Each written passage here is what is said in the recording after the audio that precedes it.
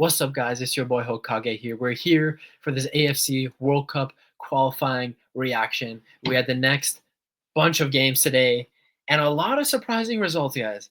Things went down today, AFC fans, and we're going to talk all about it. We're going to go through all the games, give my quick thoughts, spend a little bit of time on the more shocking games, the more shocking results, and see just what happened in groups A, B, and C today in World Cup qualifying in Asia. So, like the video, guys. Subscribe. I know I got a lot of AFC. I know I got a lot of Asian fans on this channel. I like these AFC videos and my breakdown. So this is for you guys. And yeah, let's just get into it right away because we have a lot to talk about. Indonesia, tough. Saudi, barely getting the win. Qatar, massive, massive win against North Korea. Iraq, shocking performance, honestly. Shocking performance from Iraq today. But we'll talk about it. We'll talk about South Korea, also very, very underwhelming. But anyway, these are the games that happened today. These are the first games of these March games. So obviously there's a second round of games coming up next Tuesday, I believe so. So we got to wait and see what happens there. I won't be able to do a World Cup qualifying review for these games because I'm going to be in Europe. So I won't have I'll only be able to do videos on my phone and everything. I won't be able to pull up the groups, the results, and be able to talk about all the groups and what happened. So this is why I'm doing actually, a reaction to these games so early because I just want to get that content out there for the AFC fans on this channel. So without further ado, let's just get started on it. We're out here on my beautiful Google slide, my single Google slide. All the games and results are to my left. Let's talk about it. Let's start with Group A. So I already made an Iran versus UAE post-match reaction, so I won't touch too much on this game, but it was a professional win from Iran. They dominated UAE. They could have been more dominant. They could have scored 2 or 3 more goals. It could have been a 4 or 5 goal game for Iran. UAE created only one chance themselves in like the 95th, 94th minute, and they had another huge chance themselves that Iran's Saman Ghoddos gave to them basically with a horrible pass back to the back line. He just wasn't even thinking, and luckily for him, the UAE player, like an idiot, decided to shoot from outside the 18 when he had all the space to dribble and get closer to the net and try to score past Alireza Bayramvan. But shows you might not be good enough for the World Cup. You know what I mean? So Iran getting the 2-0 win. There was a 29-minute stoppage of play. They had 29 minutes of first half extra time because one of the stadium lights went out while the rain was coming down, and this was supposed to be a renovated Azadi Stadium for Iran. So embarrassing. But yeah, Iran get the 2-0 win. Uzbekistan, cagey match. This is just a classic Uzbekistan scoreline, man. 0-0, 2-1, 1-0. This is classic Uzbekistan. This is peak Uzbekistan. They probably could have had maybe 1 or 2 more goals against Kyrgyzstan, but it is what it is. The scoreline just always ends up being like a 1-goal difference for the Uzbeks.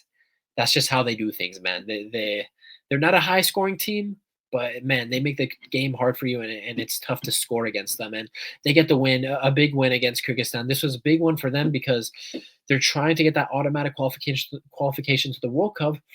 And with UAE losing this game, they're now putting themselves with an extra cushion to third place UAE. So they're in second place with, I believe they have a 4 or 5 point cushion on UAE now.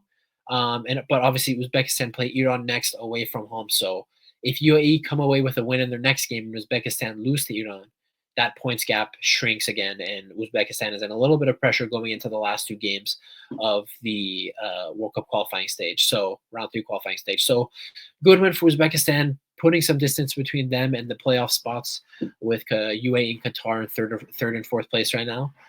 So yeah, let's see what they do against Iran next Tuesday away from home. It's going to be a tough game. I know Iran and Uzbekistan are both going to go full strength. This is going to be a good litmus test for both teams since the Asia Cup to see where these 2 teams are at full strength and where the deficiencies are and where both teams are strong. And so, if you're looking for a highly contested match, tune into this Iran-Uzbekistan game this next Tuesday. But maybe don't tune in if you want a lot of goals, because I'm telling you that won't be a high-scoring game most likely. It's going to be a very cagey match. But yeah, Uzbekistan getting that win and going into that Iran game away from home with some momentum. And then Qatar, finally, with one of the more serious performances of the round 3 qualifying so far, smashing North Korea 5-1. Yeah, just excellent. Akram Afif got the goals going for them today. He's kind of like he always shows up for Qatar, man. He always shows up for Qatar. And today he got the goals going for them. I believe he scored in what, like the 16th minute, 20th minute. I'm not really remembering off the top of my head. But yeah, he got the goals going for them in Qatar. Really, I think there's a fly in my room. Gross. Really not much else to say.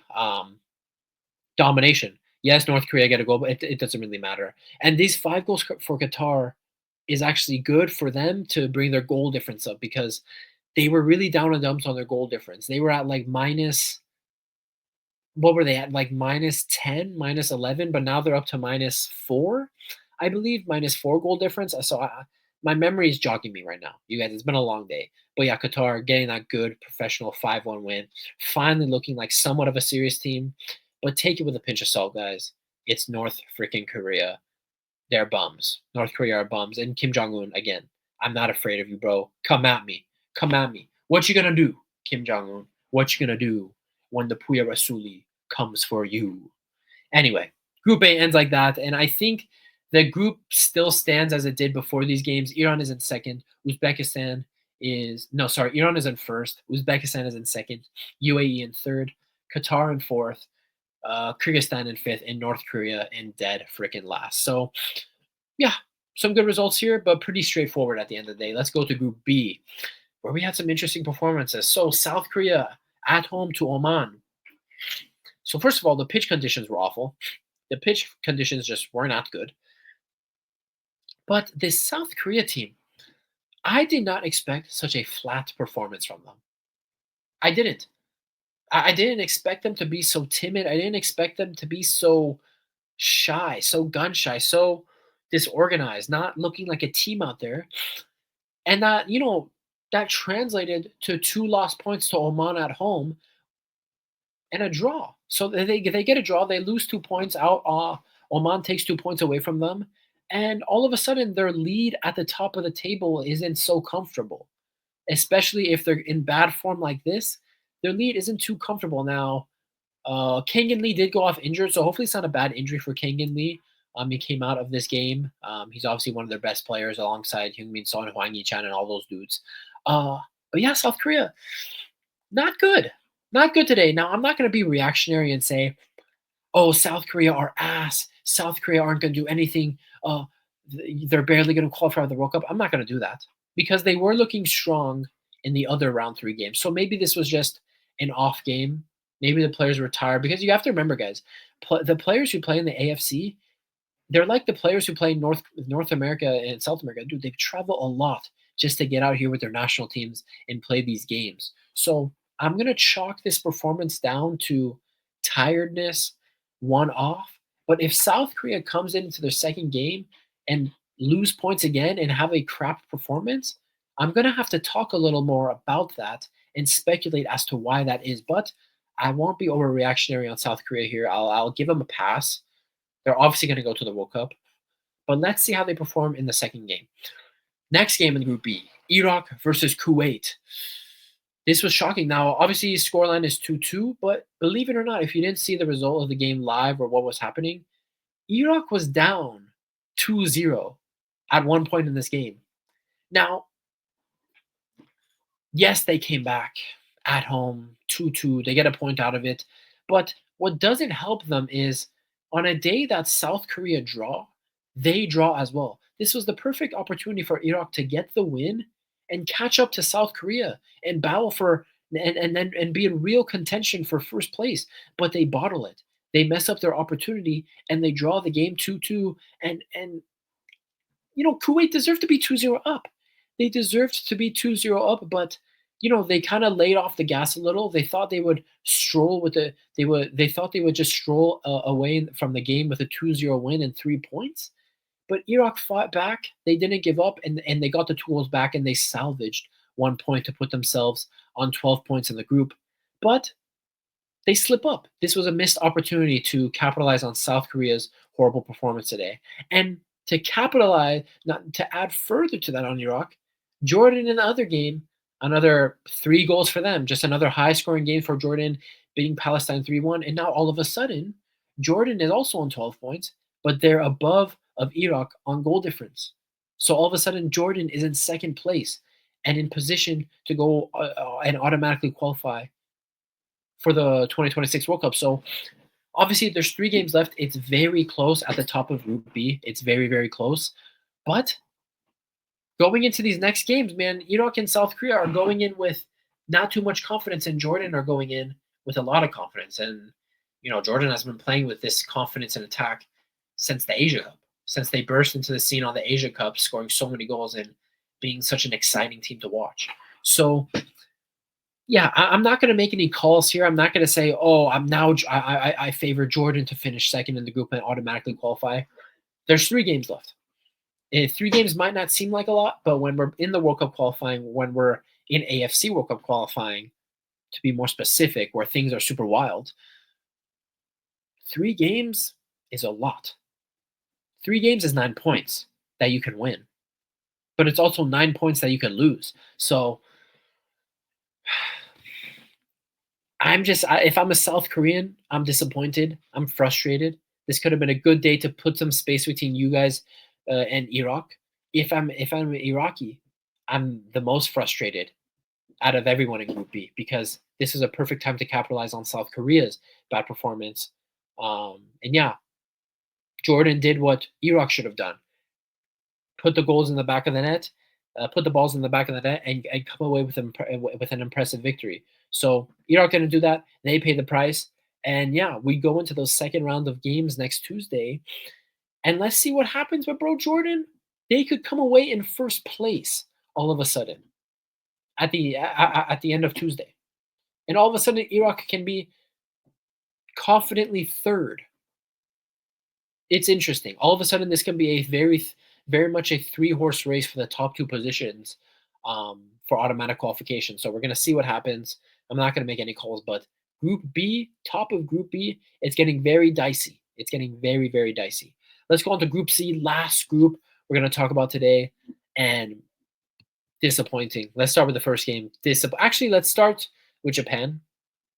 Now, Japan with a 2-0 win against Bahrain, just professional. They're just so strong, man. If there's an Asian team that's ever going to win the World Cup, I would bet it's Japan. They're so good. Their team they have so much depth in their team. Japanese players are just so technically sound. They understand the game better than any other players in Asia. They just do. They're ahead of us. They're ahead of everyone in Asia in terms of footballing ability, football IQ, tactical understanding of the game, how they set themselves up. They're just so good. And today they get the 2-0 win against Bahrain, and Japan now is officially the first team to qualify for the 2026 World Cup. So they booked their place. They're fun. They're through. They can relax. They can play some experimental 11s in the last 3 games of round 3 qualifying and give other players more chances and minutes and experiment. And Moriyasu can do whatever he wants, man. Moriyasu can literally do whatever he wants and just chill. So good win for Japan, and congratulations to them for qualifying for the 2026 World Cup. I hope they do. Honestly, I hope Japan plays in like California because I'd love to go see a Japan game. There's a lot of Japanese here too, so that would be really hype. So yeah, I hope I'll be able to somehow see a Japan game next summer at the World Cup. But let's get to the dirty business here in Group C. Indonesia. Now, let me just say an apology to the Indonesian fans. In my preview video, I mentioned something about how all these players coming to the Indonesian national team from the Netherlands, I said that they had dual citizenship to the Netherlands and Indonesia. That was false. I'm sorry to the Indonesia fans. Now I know. Indonesians, let me know kindly and kind of harshly that you can't have dual citizenship when you're an Indonesian citizen. If you're going to be if you're going to be a citizen of Indonesia, you cannot be a citizen of any other country. So I now know that, Indonesia fans, I was mistaken. So let's put that behind us and let's move on. But Indonesia, this was bad. Patrick Kluivert's first game in charge of Indonesia, 5-1 loss. Now I understand it's Australia, but you guys remember, Australia have not been good in round 3 qualifying. They haven't been impressive at all. And to go away from home, I understand it's away from home. I understand it's Australia, an Asian giant. But you have to defend better than that. You have to, if you're going to go there and you're going to get bullied around like the Indonesia did, at least park the bus. At least put 10 guys, all of your outfield players as defenders and make life a living hell for Australia. But for this in this game, it was too easy. Jackson Irvine, man of the match probably, had a field day against Indonesia today, getting 2 goals himself. Man of the match performance. Australia just weren't in trouble today. And Patrick Clever, I'm looking at it, and you guys, I warned Indonesians, man. I warned you guys. What was the what was the point of sacking Shin Tae-young, a guy who understood Indonesia, had a connection to the Indonesian people, and had something going for this Indonesia team? What was the point of sacking Shin Tae-young, a guy who had something going for this Indonesia team, for Patrick Kluivert, a guy who, one, knows nothing about the Asian Federation, knows nothing about Asian football, and two, knows nothing about getting a smaller team to a World Cup or any team to a World Cup. Patrick Kluivert has no experience at getting any team to a World Cup, let alone a team like Indonesia that has never been to a World Cup. He has no experience in that. So all of a sudden, you come in Patrick Kluivert's first game and you get battered 5-1. It's not looking good. Now, I'm going to be honest with the Indonesians. I do think Indonesia, if they're serious, if they could rebound, I do think Indonesia probably end up in the playoff positions in this group. I do think they'll end up in the playoff, so they'll have a chance at going to the World Cup. But this performance here today, 5-1, was not good. Was not good enough. It needs to be better. The defending needs to be sharper. You need to play smarter. But credit to Australia, man. They have been unimpressive in round 3 qualifying. They were on 6 points along with Indonesia, Bahrain, Saudi, and China. But today, this 5-1 win, it boosts their goal difference. It gives them 9 points, and it puts some distance between them and China. It puts some distance between them, Indonesia, and China in this group. So good on them for getting this. No, I wouldn't say statement victory because of how bad Indonesia played, but it's a confidence booster for them. It's a confidence booster for them. And for Indonesia, you need to rebound from this. Let's see what you guys do Tuesday. I'm sure Shin Tae-young is somewhere laughing.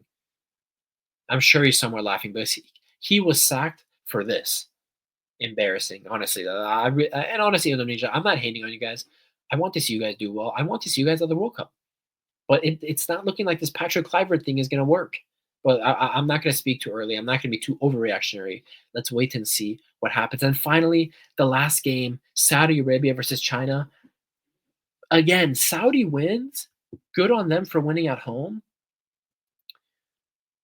But let's be honest, dude. I think if China don't get the red card, I was watching this game, bits of it. If China don't get the red card, I just farted. I hope you couldn't hear. If China don't get the red card, I'm not too sure Saudi win this game. Now, obviously, Saudi, with the quality of their players, they were technically the better team. But to only win 1-0, especially to only score 1 goal after China go down to 10 men, I just expect more. You know what I mean? With the big news of Hervé Renard coming back to the team, but he comes back and his first 2 games back are underwhelming back in November. And this game, it's just not. And I'm sure Saudi Arabia fans would agree with me. It's just not convincing from the Saudis. It's not convincing. So it's a win. It's another 3 points. There are 9 points now. Them and Australia are on 9 points. They're putting some distance between them, China, Indonesia, and Bahrain. I get it. A win is a win. You will take any win, especially in round 3 qualifying of the AFC. But yeah, it's just not. Am I wrong for saying that? I'm just not convinced by Saudi so far. Like if they go to the World Cup and they play like this, I'm not convinced at all either.